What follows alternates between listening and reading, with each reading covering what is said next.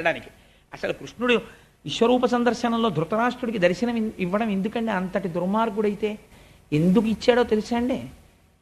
తప్పో ఒప్పో మంచివాడు విదురుడని తెలుసు. అందరూ పడుకున్నాక రాత్రి పిలిచి, ఒరే నిద్ర పట్టట్లేదురా విదురా, ఏమైనా మంచి మాటలు చెప్పనేవాడు.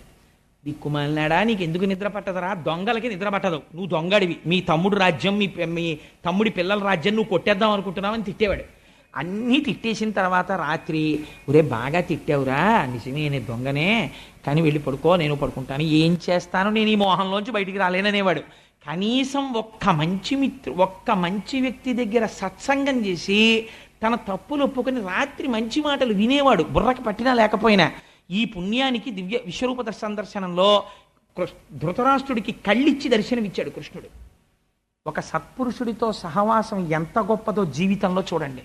సత్సంగత్వే నిస్సంగత్వం, నిస్సంగత్వే నిర్మోహత్వం, నిర్మోహత్వే నిశ్చలతత్వం, నిశ్చలతత్వే జీవన్ముక్తి అంటారు.